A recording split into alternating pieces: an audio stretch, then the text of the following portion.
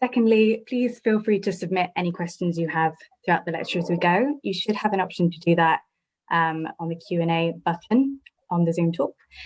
We will try and get around to them as soon as we can. If they're anything related to kind of clarification on terminology or something that's been discussed, we'll try to get around to it ASAP. If not, then we'll have a portion at the end to kind of go through questions, which should be about 15 minutes. But if we don't get around to answering your question, you can email us and we'll have an email address at the end that you can send us to. A reminder also that this talk has been designed for students aged 11 to 18, but I think we might have some undergraduate students who have joined us as well, but welcome to everyone. And also we're going to be using Mentimeter, which you should have received information about as well with the link to the talk.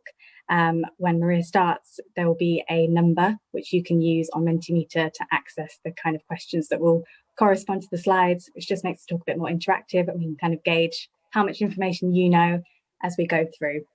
Great. I think that is all the kind of housekeeping to introduce. And now I will just introduce our speaker for this evening. So this evening, our talk is going to be delivered by Dr. Marija Pantelic. Marija is a lecturer in public health at BSMS. Prior to joining BSMS, she was a senior advisor for research and evaluation at the International HIV/AIDS Alliance, which is now called Frontline AIDS, a global partnership of civil society organizations that work together to mobilize communities against HIV and AIDS. Marija is an associate member of the Department of Social Policy and Intervention, Oxford University, a member of the International Scientific Advisory Board for the AIDS Impact Conference, and a member of the technical working group of the Global Partnership for Action to Eliminate HIV-related Stigma and Discrimination. Marija is passionate about maximizing the utility of research for evidence-based practice and is lucky to work closely with public health and human rights advocates from across the world. Marija also works closely with Professor Lucy Kluivert, the Centre for Evidence-Based Intervention, also at Oxford University, on adolescent HIV research, and has served as a technical advisor and consultant for numerous public health, international development, and civil society organizations, including the Regional Psychosocial Support Initiative, the Asian Network of People Who Use Drugs, USAID, UNAIDS, National AIDS, and the Management Sciences for Health. So thank you so much, Marija, for offering to deliver this lecture today, and I will now hand over to you to start your talk. Thank you. Hi, everyone, and thank you for choosing to spend your evening or day, depending on where you are, to think about human rights and public health, which are perhaps more important than ever before, or more apparently important than ever before. So as Alice said, please do interrupt as I talk. If you hear a term that you don't understand, don't feel like you need to understand it on your own. Just send a question and Alice will interrupt me. So she's promised. And yeah, we will be using Mentimeter. That doesn't mean you didn't have to download anything, so don't worry. What this means is that just open a browser, either on your computer or on your phone, or a tablet, or just use the same computer that you're using to view this presentation. And then go to www.menti.com and then enter the code that's here, 4297739.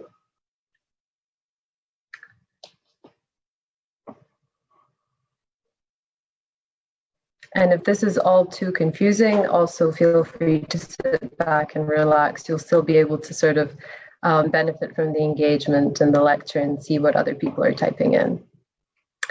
But hopefully this should be straightforward. So hopefully you've all gone to menti.com and typed in the code. Sorry, Marija, I'm just going to stop you 1 second. We've seen some people seem to be seeing a black shared screen. So I'm not sure if other people, just can I ask in general, can people see Marija's screen, or is it just a few people? It should have a heading that says Human Rights and Public Health on it. Okay. So we can't see the screen. So do people see a slide that says quick introduction?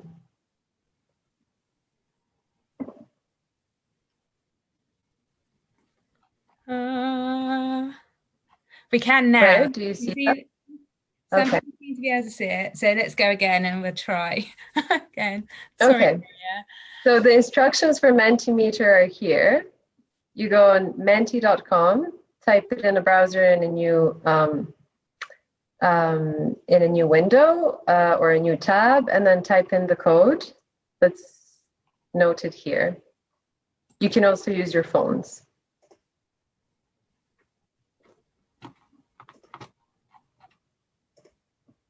All right, so Claire, I'm just checking that you can see the Mentimeter slides now. Okay, I see a lot of likes flowing in, so I'm taking that as a sign of people successfully logging in.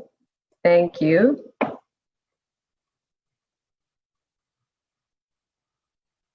Great. Okay, so we're going to go to the first question. This is just to get a sense of what the group is, because it's strange kind of delivering in this virtual environment and not being able to see you, but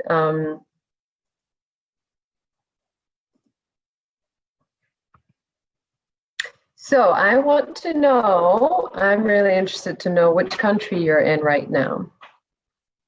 Can you please type that in?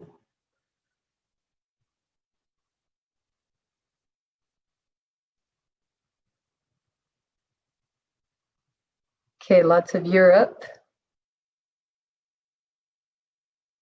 UAE. Country Brighton, I like it. We are sort of a country. US.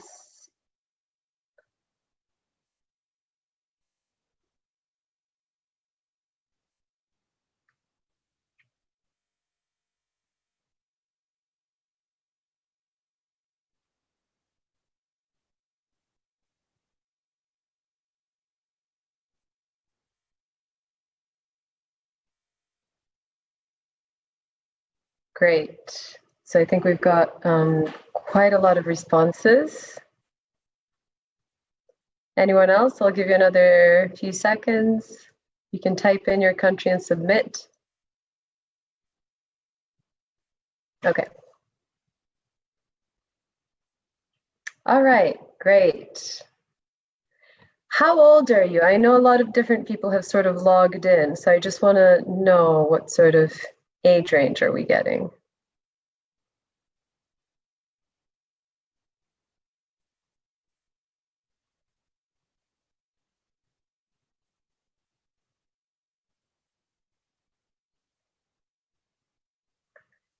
Great. Okay, great. Sort of as expected. We have a few people above the age range, but it's mostly mostly us youth. So rather than asking you where are you from, I know that can be a really complicated question for a lot of us with kind of complex or rich histories and family histories. What country do you call home, or what countries do you call home? Oh, we're starting to see a much more international perspective here. I like that Brighton is still a country. Wow.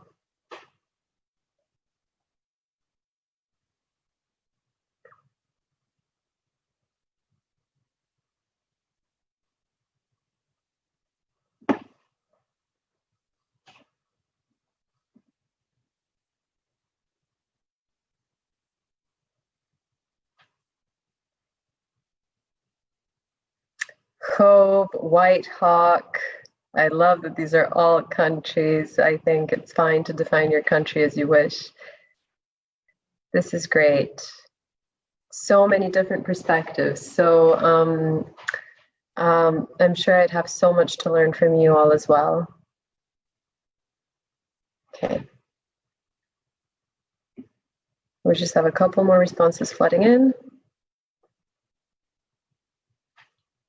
Great. Okay, thank you. So I'm going to now go back to the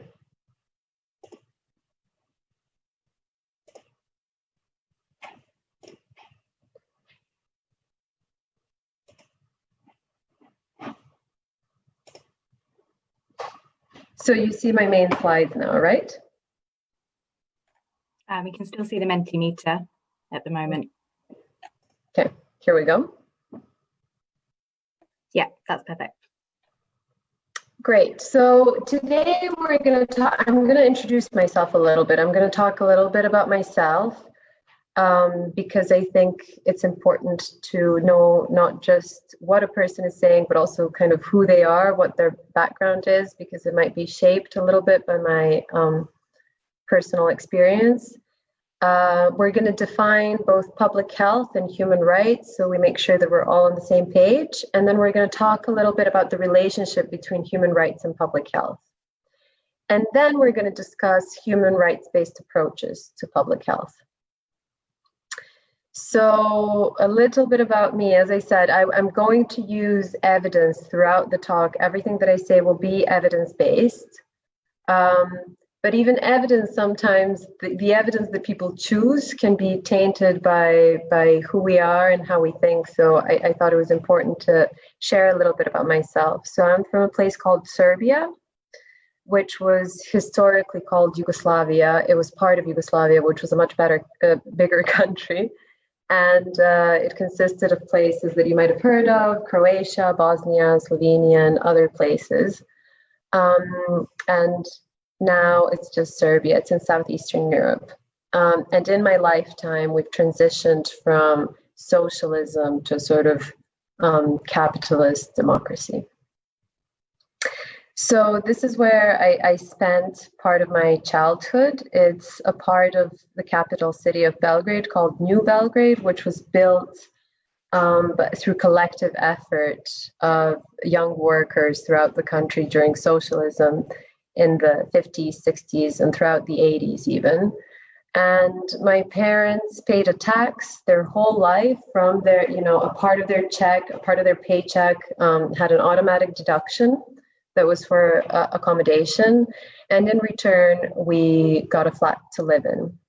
And so I just want to paint this picture because it was a very different world from the one I live in now in the UK, where the housing market was completely different. And I think it was a place where maybe the houses didn't look very nice. Maybe this picture kind of looks a bit gray to you, but it was a system where housing was considered a right. So it wasn't something to make profit off. It was something where you live and where you have a right to live and have a roof over your head. So fast forward to the year 2000, I basically spent the 90s. I grew up, I was transitioning into adolescence in the 90s, and I spent those years sort of supporting my parents' fight for freedom from the dictatorship. And we spent a lot of years, days, nights protesting on the streets, often, putting ourselves in danger. And we were fighting essentially for freedom, and we were fighting for democracy. We wanted the right to, proper, transparent, democratic elections, and we wanted freedom of speech. My parents were journalists, are journalists, and they wanted to be able to write about the truth and wanted to be able to write freely without being censored. And on the 5th of October in 2000, we overthrew the dictatorship. And this is a picture of that kind of like culminated day of the revolution where people from around the country joined and came to Belgrade, and we overthrew the regime. This is a picture from a party that I had to celebrate. That's me in the middle. So this is just after the revolution in October 2000, where we celebrated our freedom. And I remember feeling like all my problems would be gone once we had this freedom, that now we were allowed to say and think what we want, we'd be allowed to travel wherever we want, and we'd just be happy and carefree. So I'm going to come back to that a little bit to kind of tell you what happened afterwards. But now I want to, really zoom in on the topic, human rights and public health. And I want to hear what you think human rights are and what you think public health is. So if you can go back to menti.com, so open it up in your browser, go to menti.com and type in this code.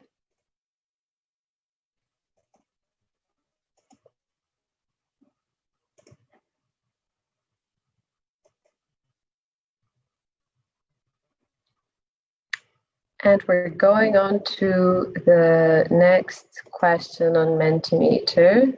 What is the term, when you think of human rights, what does that mean to you?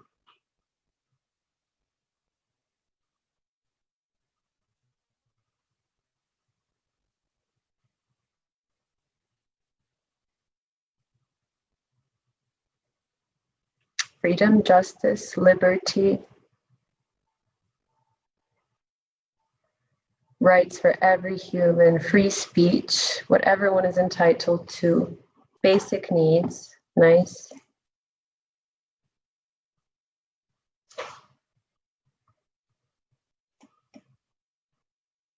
Freedom from oppression.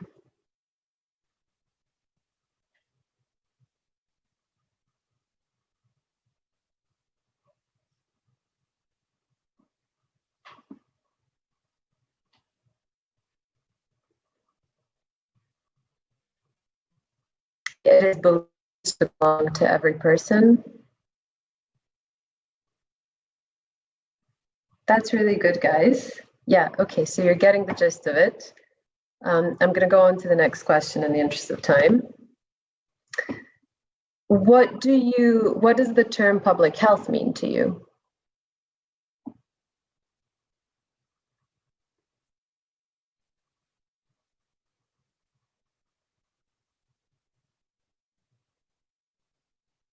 Free healthcare, health of the community, well-being of the population, healthcare available to everyone. Yeah, you've pretty much got it, so I'm not going to stay here for too long. You can sort of keep typing your answers in and we'll come back to it.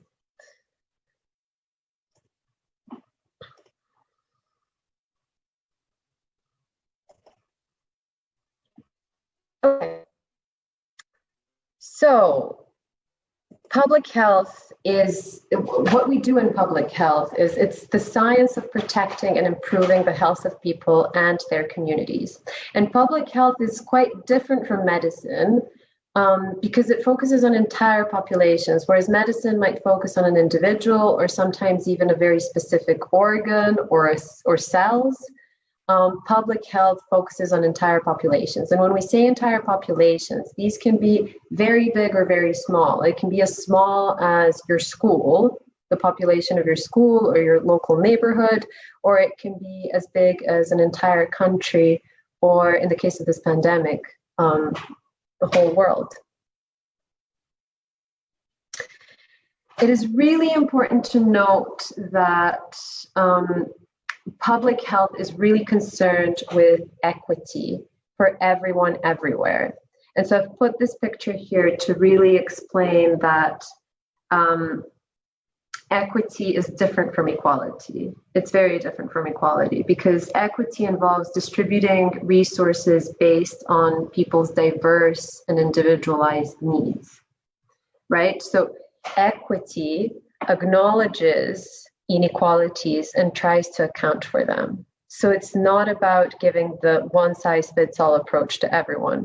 It's about giving customized support to people based on their needs. So equity is about fairness. Human rights are based on the idea that each of us, no matter who we are or where we were born, are entitled to the same basic rights and freedoms. So it's very similar to what you were saying. And human rights cannot be granted or revoked. Nobody can give you a human right and nobody can take it away from you. And you guys also noted that very well, but this is simpler said than done. And so there's a document called the Universal Declaration of Human Rights. And this is a declaration that emerged really from the ruins of World War II. when European empires were dismantled and the United Nations were formed. And this declaration was drafted by an international committee that was led by Eleanor Roosevelt, who was the First Lady of the United States at the time.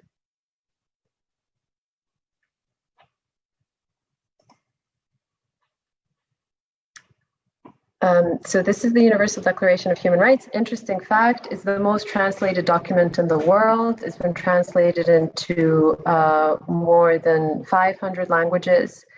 And a lot of kind of new democracies base their constitutions on this declaration. So countries like South Africa, for example. So these are the different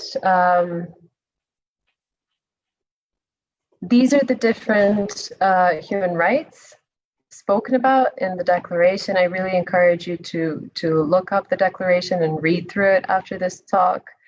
And we can see that we have only one health-related article there, but we also have all these other articles that really relate to health. And this is what we call the social determinants of health.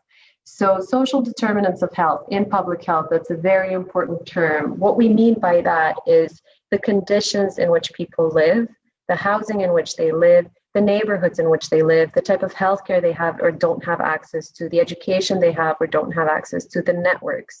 All of these things directly or indirectly affect our health and well-being.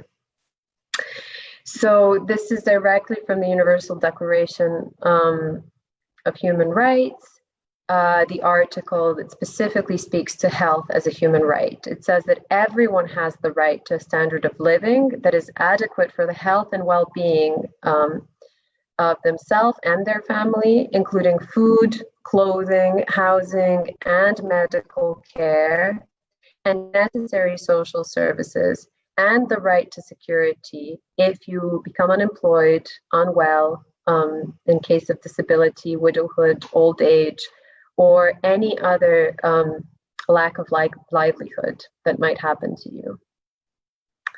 And so if you think about what the social determinants of health are here, it's all over the place. So we talk about the standard of living, we talk about food, clothing, housing, and this is also where public health differs from medicine. So in public health, we are concerned with preventing disease and promoting health outside of clinics and outside of hospitals, way before they become an urgent issue. So we believe that health is addressed in all areas of our life. Yeah, and as we're talking about this, I think it's useful to think about whether the UK has achieved this, whether your country has achieved this. In the UK, we say that we have universal healthcare, which we do. We can access healthcare free of charge at the point of access. But there's a question: does everyone have enough food, housing, and other services and security, all of which impact health? So the Universal Declaration of Human Rights is generally a really kind of comprehensive, good set of principles. And I think another thing that's important to highlight is that in theory, it says that none of these rights are more important than others. And it has, it focuses on civic rights. So those are things like freedom of movement, freedom of speech, but also social and economic rights. So things like access to education and shelter. But there are also quite a bit of criticism. So basically, it's a declaration, not a law, and enforcement is actually really difficult, if not impossible. There's no concrete mechanism in which it can be enforced, and no concrete mechanism in which governments can actually be held to account and compensate victims, for example. And so it's sometimes considered naive. And what happens in practice is that it can actually become a mechanism for more powerful countries to assert power and control other countries through things like sanctions and military intervention and other quite harmful interventions that both harm public health of local populations and also compromise their human rights. And also the declaration was led, the teams were really international, but it was led by Western powers. And sometimes the intent is questioned and also how it's kind of applied and practiced, that there's a high focus on individual freedoms. Sometimes when we talk about human rights, even, you know, the first associations you guys had to human rights were kind of freedom. So we often tend to focus on individual freedoms over communal responsibility and responsibilities towards our communities. And I think another thing to note is that the Universal Declaration of Human Rights and the Western focus of it can sometimes serve in order for us to forget the colonial legacy on human rights. And I'm going to use a specific example. It's called Section 377. I'm just going to briefly touch on it, and we're going to mention later why that relates to public health. So Section 377 was a law that the British Empire introduced within its colonies, within 41 colonies, and it criminalized all quote unquote unnatural sexual acts.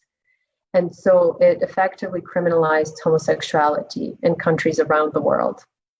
And so these are the countries that still have Section 377, criminalizing homosexuality as a result of this British law.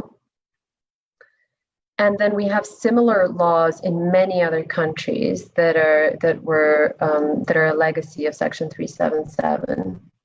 And it was also a model for since repealed laws. I think India was the latest country to repeal Section 377. So I'd like you to go back to Menti, if you can.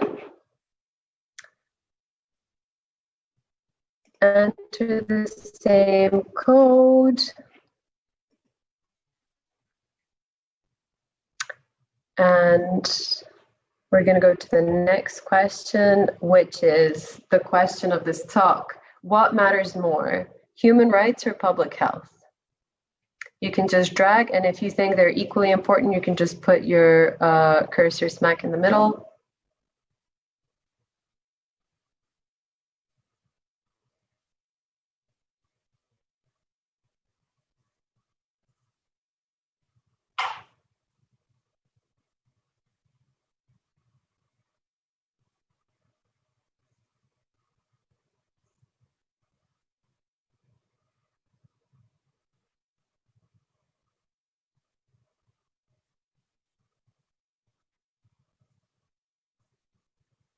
It looks like the vast majority of you are putting an equal weight to human rights and public health.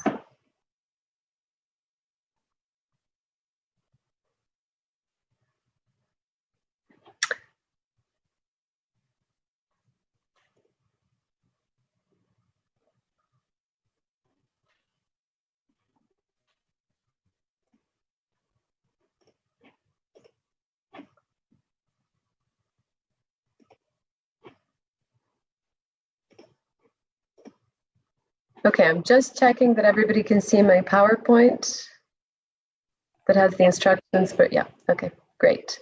So I want to now touch on, what is an alternative? I've seen that many of you come from all over the world, so I'm sure you have so many examples from your own societies and cultures.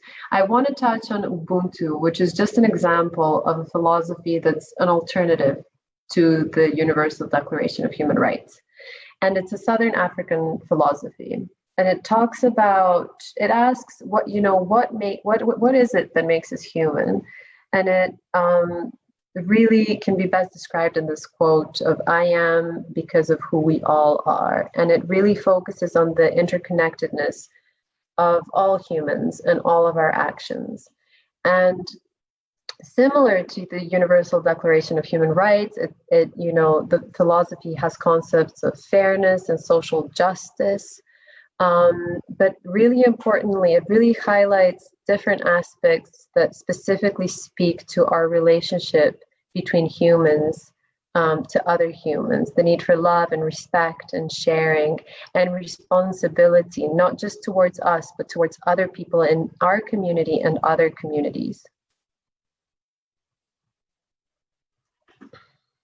And so, I think this pandemic has really kind of highlighted the relevance of Ubuntu and the urgent need for all of us to become aware of our interconnectedness as a human species, because the pandemic will not end until we're all safe and until we're all protected. So I have a lot of friends, we're in our 30s and we still think we're young, which you might disagree with, who think we're fine in this pandemic. And we don't necessarily, as long as we keep our parents safe and our loved ones safe, we don't really have to change our behaviors much.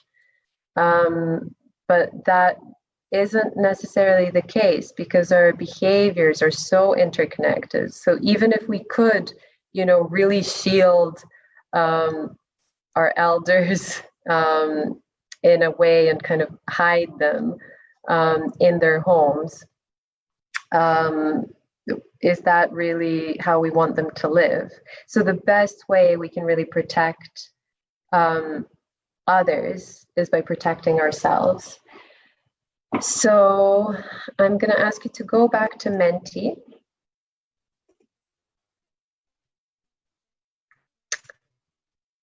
And I have a new question here. So I have two questions. One was related to the previous stuff that we were talking about, different human rights. So I've just put a selection of human rights, only 10, listed in the declaration, and I'd like you to rank them in order of importance to you. So which one is the most and least important to you?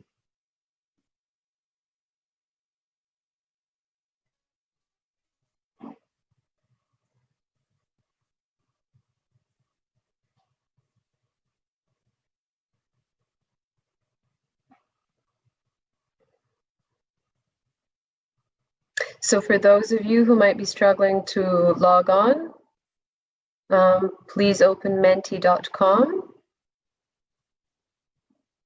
and then type in the code 4297739.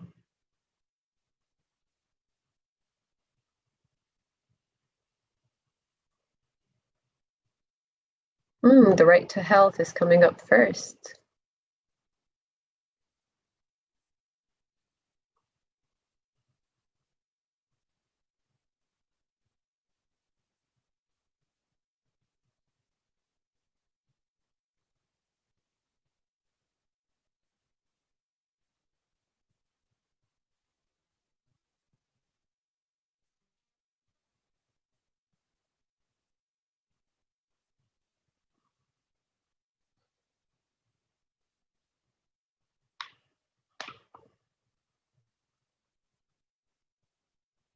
People don't seem to think rest and leisure is that important. I think that would be quite high up on my list.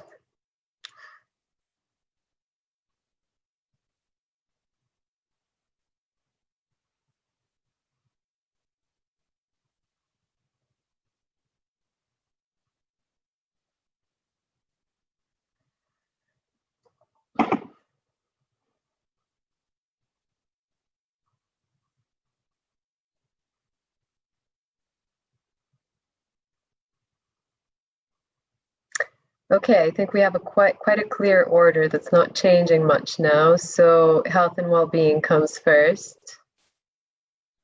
Freedom from torture, freedom of opinion and expression comes before the right to a home and the right to an education. Freedom of religion, movement. Okay. Okay. I'm going to go to the next question now, and I want you to think about what matters most to you in terms of the well-being of different people in your community? Your own well-being, the well-being of your family and friends, the well-being of the most vulnerable people in your community, the well-being of the youngest people in your community, healthcare providers, or other key workers.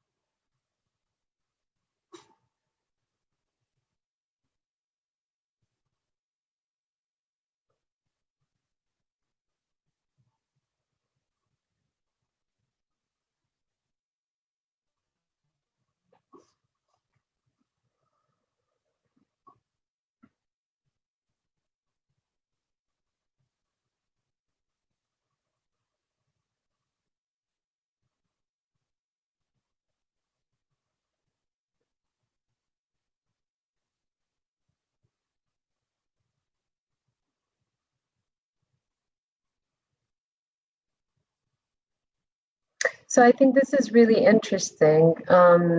Yeah, as expected, family and friends come first, it seems. But yeah, if we think about Ubuntu, but if we also think about the basic principles of public health and this pandemic, you know, the only way we can put our family and friends first is if we put ourselves first. So we need to protect ourselves the way we would protect them. There's no way we can protect anyone else unless we're protecting ourselves first, because it would be unreasonable to expect older people or healthcare providers, to work in overburdened health facilities, or older people to just stay in their homes until this pandemic is over. We don't even know how long it will last.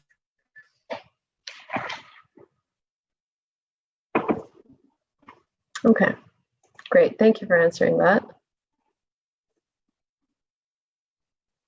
So then now I'm just going to summarize, and I'm going to talk about, the concrete evidence, and I'm going to talk about how human rights affect public health. I'm going to talk about how public health affects human rights.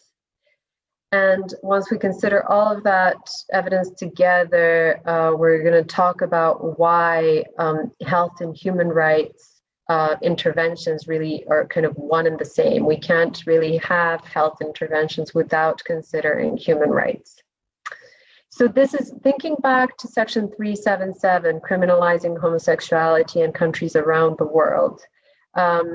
We have systematic reviews. So systematic reviews are a method that we use in public health that enable us to synthesize the best available evidence from around the world, bring it together, crunch numbers based on this collective evidence rather than just from one study, and make quite firm claims about interventions, whether they worked or whether they didn't work or whether they were harmful. And so systematic reviews are considered the gold standard of evidence, right?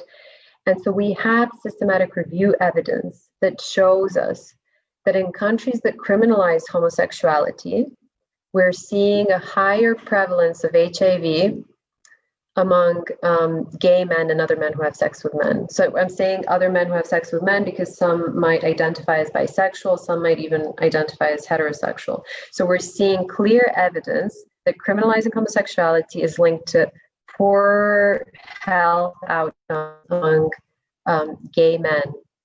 And why does this happen? It happens because in countries that criminalize homosexuality, men who had sex with men would fear of being outed, and this might lead them to, the reluctance to test for STIs, and it might instill fear of carrying condoms because people might be worried that any of these can serve as identifying them as gay and rob them of their freedom. We're seeing very similar trends in terms of criminalization of drug use. So countries that criminalize drug use, we have systematic review level evidence that tells us that these countries have higher prevalence of blood-borne viruses among people who inject drugs. And what we mean by that is HIV, but also hepatitis. And why is this the case? This happens because criminalizing drug use doesn't mean that people will stop taking drugs. It means that drug users will go underground and they will inject in unsafe sites, and they'll share syringes because carrying a clean syringe or a needle might serve again as a way to identify you as a drug user and might result in arrest. So this is an example of a very unsafe injecting site where a drug user who doesn't have access to clean equipment might pick up an already used syringe or needle, reuse it, and increase their risk of infection. As an alternative to that, we have in many places now, not in many, but in a few countries, safe injecting sites where drug users can come. They're supervised injecting sites where they can get clean equipment and inject safe quantities under safe supervised conditions. And these injecting sites are associated with lower rates of infections, but also lower rates of fatal overdoses. And they're not associated with higher rates of drug use. So importantly, they do not have harmful effects. We're seeing the same in terms of sex work, countries that criminalize sex work. And when I say sex work, I'm talking about people who are voluntarily engaging in this work, not people who have been, who are victims of the sex trade. So we see that countries that criminalize sex work have higher prevalence of sexually transmitted infections among sex workers. And that, of course, affects the general population as well. And it leads to more violence that sex workers are subjected to, both from clients and the police. And in many countries, police actually use condoms as proof of sex work. So what that means is that it actively discourages sex workers to carry condoms, because if condoms are found in their purse, they can face arrest and more violence.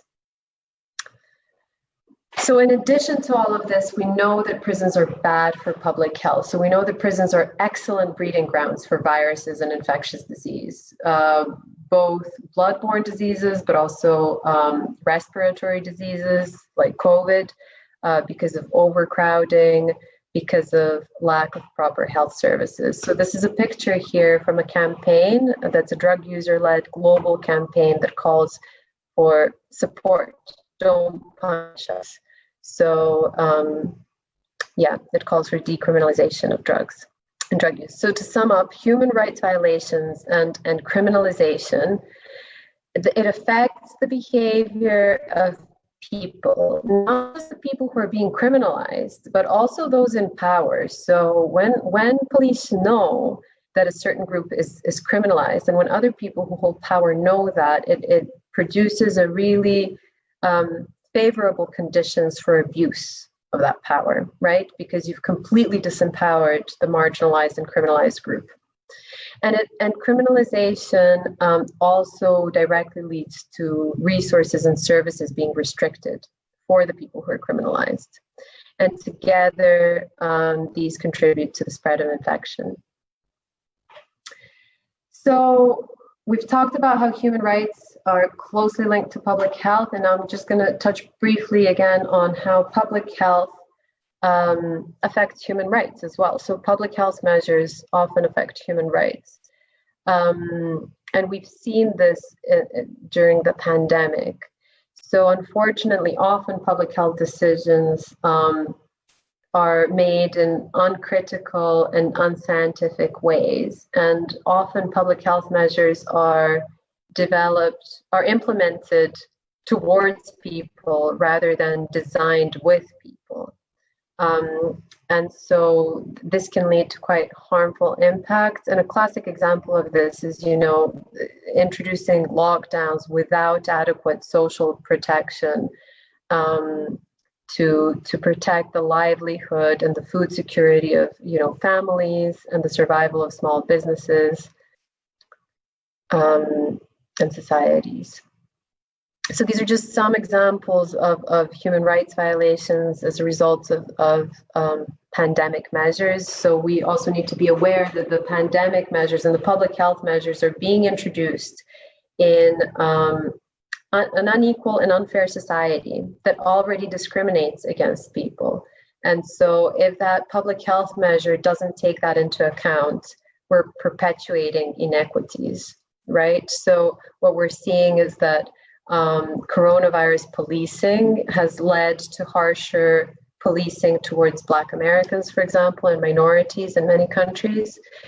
This is a news item from Serbia talking about how during the first lockdown, people over the age of 65 were completely banned from leaving their homes. They could only go to the supermarket once a week at 4 a.m. in order to not interact with anyone else, which was a complete violation of their human rights, and it was bad for their health. In France, but in many places around the world, this is just one example, homeless people were fined for not staying indoors during the COVID-19 lockdown. So people who didn't have a home were fined for not having homes. And there was a recent report that showed that Black and minority ethnic groups were dying at a higher rate, but it completely disregarded the impact of racism and discrimination on these deaths. So we really need to come back to that idea of equity and what does the public health measure actually mean if we take equity into account, and if we take into account that inequalities already exist in society and that our public health measures have to sort of acknowledge these inequalities and account for them. So yeah, a classic example as well is when we think about restrictions of movement and the fact that we tend to have the same restrictions, I think, in all countries, whether you live in a house with a garden or whether you live in a block of flats with no access to green space. Is it reasonable to have the same intervention and the same measure for people with completely different life conditions? So I think it's important when we think about public health, we can't only think about restrictions. Restrictions are extremely important, particularly now, but we also have to think about the resources and responsibility. The restrictions have to be accompanied with the resources to support people to comply and be responsible. So what does a human rights-based approach to public health look like in practice? I'm going to use an example from my HIV work. This is a case study of the Durbar Sex Workers Collective in India. And they're a collective of 65,000 sex workers. They started in Sonagachi, which is India's largest red light district. And their name means Unstoppable Women's Synthesis Committee. And they started off with HIV programs. And the HIV programs, the HIV funders really wanted them to focus on like very specific kind of HIV prevention, distribute condoms and get tested for HIV. But because sex workers were involved from the beginning and they knew exactly what their issues and difficulties in using condoms and using health services were, the program really grew to, focusing on removing the barriers that made their lives difficult and made it difficult to engage with health services. So they really started focusing on addressing poverty and ostracism and discrimination. So I want us also to think, as we're thinking about this idea of responsibility and resources and restrictions as kind of like important different factors, but really all important ingredients to successful public health. So what they have is a self-regulatory board the sex workers have organized a self-regulatory board to prevent sex trafficking. So these self-regulatory boards consist of sex workers, but they also consist of women who have survived sex trafficking, and they consist of lawyers, and they consist of healthcare providers. And these self-regulatory boards make sure that no new woman who enters the red light district is underage or has been by any way forced to be there. So they do thorough assessments, and they, even for women who lack documents, they even do bone scans to determine the age. And any person who's either underage or seems to have been forced into the sex trade is sent home and followed up with social services. They also have 51 clinics for sex workers, but they're also staffed with peer sex workers, because these sex workers know best how to talk to other sex workers. They know best where to find them and how to ensure that they provide services for them. They also fight for the recognition of sex work as legal work, because they understand that until and unless they are recognized as legitimate workers, they will continue experiencing discrimination and violence, and their children will continue to experience discrimination. So, and they'll be vulnerable to shocks, because they wouldn't necessarily be eligible to, government support in situations like this pandemic. They do a lot more stuff, but I'm just going to cover one more thing because I think it's really exciting. They have a cooperative bank. So they've developed a bank that's run by and for sex workers. Anyone who works there is a sex worker. And they have 30,000 members. And they have an annual turnover of $5 million. And the reason why it's important to note that it's a sex worker run and led bank is that they have, they really ensure that they protect their own interests as a community. They basically have favorable conditions for loans and for savings. And other bigger banks can be a bit complicated when you borrow money in terms of interest rates and so on.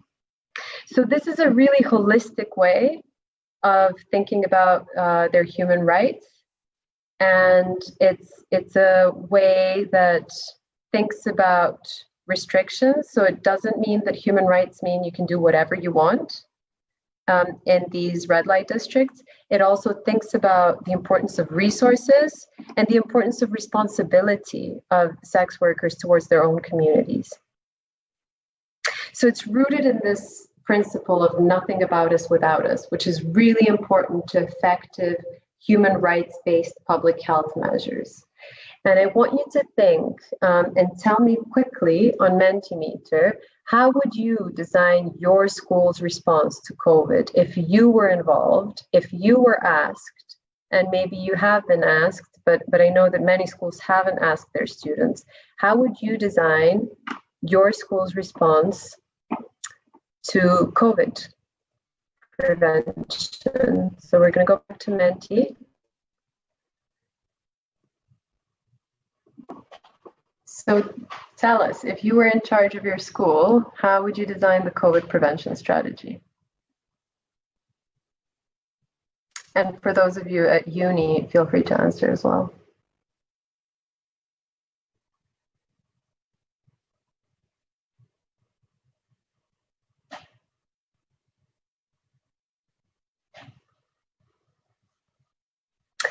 So a lot of you are saying online learning, weekly tests, also really important, mental health support, wearing masks at all times. A few of you are saying that. I think this is really, really interesting, guys, because what I'm seeing a lot of in the news is that people are saying they don't want to make young people wear masks because it's bad for their mental health. There are a lot of assumptions that you wouldn't like to wear masks, that you really want to go to school. that you want life to be normal, but of course, life isn't going to be normal no matter what we do right now.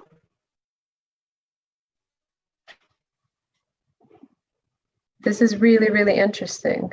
Prioritize important year groups, prioritize mental health. Proper sanitation, teachers actually wearing masks. In collaboration with people at all seniority levels. I hope that includes students as well. For those who feel safe at school and would work better there, attend schools. Those who do not feel safe and work better at home, do online. That's a really kind of like equity-based approach.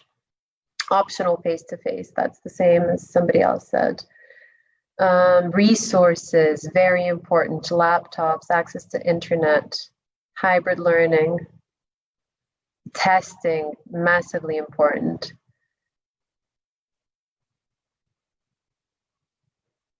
Yeah, provide some funding to students impacted, plus free testing center and follow-up for students infected. Really, really amazing, guys. I think you would have done so well if you were in charge, you know, on the COVID task force for the government. Have a mentee for students to get student feedback. I like that. Provide free masks. Switch to online teaching, yeah. Staggered entry. Smaller class bubbles. Closed pubs and hospitality places, as I feel they spread COVID, although no hard on the economy. Yeah, so maybe if we hadn't pushed it so far, there would have been enough tests for all students, and a lot of you are asking for tests. Value of education higher than restrictions. So I would have restrictions as much as possible, but not so much as to impinge learning. Okay, this is great. And track and trace system, really important for public health. Enforce rules. And use questionnaires to gain student feedback. So you guys want to be involved in your own life and decisions that impact your life.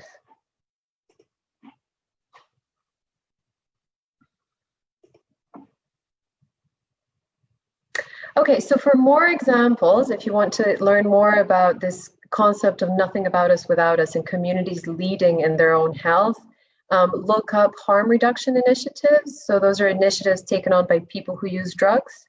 Look up what transgender communities are doing and other LGBT movements. People living with HIV, there are global networks, national and local networks, and they're, tend to really do amazing things for other people living with HIV and benefiting the broader community now during the pandemic, and also disability rights movements. So I really encourage you to sort of like learn, get inspired, and organize yourselves as young people in your own communities, whether it's your school or neighborhoods or cities. So just to touch briefly on Belgrade 20 years after the revolution, this is a little bit of what it looks like. This is a picture of a mall. We have malls popping up everywhere. Probably 20 years ago, if somebody had asked me, I would have dreamt of this. And now I feel a little bit as though, in our fight for democracy and for our human rights, we maybe had quite a narrow focus, one that really narrowly focused on basically travel and freedom of speech.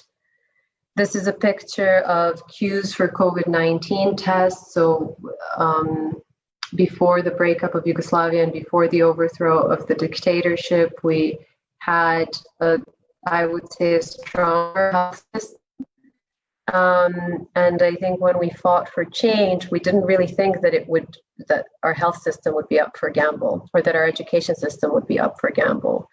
And so I guess I'm putting this up here to say that, don't take any of your human rights that you have, don't take them for granted. I know in theory we said that nobody can give them or take them away from you.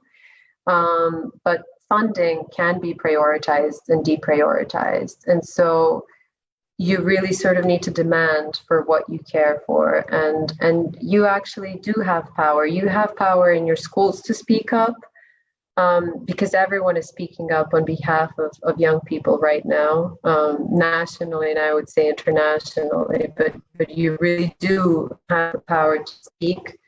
And when you do, just consider carefully what matters to you and what you want to retain in your life, and don't take anything for granted. So I expected, I guess this is the question, the main question: do human rights matter more than public health? And I guess you all kind of, as a group, put it smack in the middle. You said they're one and the same. They're two sides of the same coin, and I absolutely agree. I'm gonna give a quick recap and then we wrap up. So human rights and public health are completely interlinked and they're indivisible. Public health interventions often do disregard human rights, and this is bad both for human rights and for public health in the long run. Human rights-based approaches to public health are complex, but they're possible and they're essential. And human rights don't mean that we all get to do whatever we want and when we want it. Rights come with responsibilities, and we need to kind of reframe that debate a little bit. Nothing about us without us. So the involvement of communities that are supposed to benefit of public health interventions is critical. Otherwise, we risk just making massive mistakes and harming communities.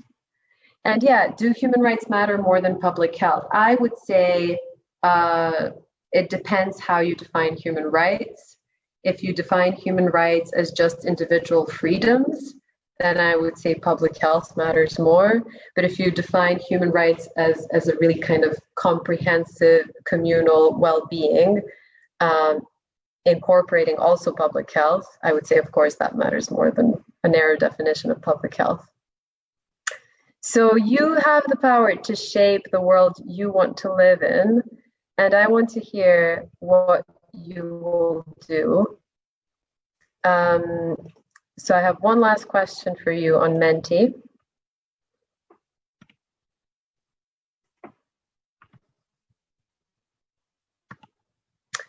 How are you going to be the change you want to see? This can be organizing in your school, but it can also be, as we're all interconnected in this pandemic, it can also just be, the way you behave in your private life.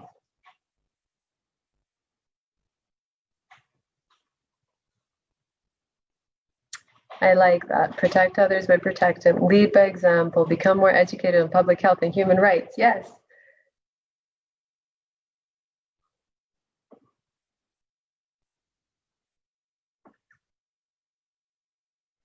Yay, we have some doctors in the making.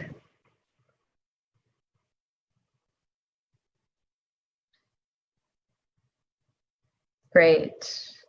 This is really, really great, and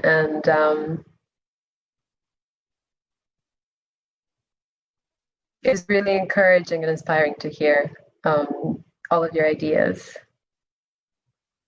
I'm going to look after my well-being and my health to ensure that the people around me are also looked after. Stop being silent about topics that need addressing. Educate myself on everything and be active, not passive. Make sure you take care of yourself as you do that. Don't burn out. Changing myself before anyone else, and lead as an example of what I want to see and be the change I want to see. Speak out. I'm loving these. Free dyslexia screening for everyone around the world.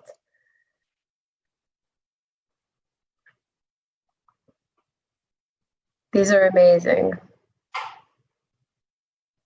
Do more research so I can give a better confirmed opinion when I do speak up.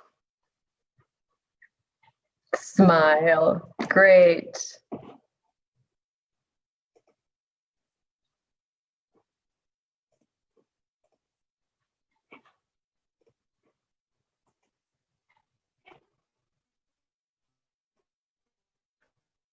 Thank you so much, everyone. This has been an absolute pleasure. We've run over time, and I'm sorry about that. I just want to say thank you all. And if you have any questions, please feel free to email this link. I also have a reference list, but if you want to kind of get any reading materials, please feel free to reach out. And yeah, I've loved spending my evening with you. If you have any questions, feel free to kind of linger a little longer. I'm going to be here for another few minutes to answer them. Thank you.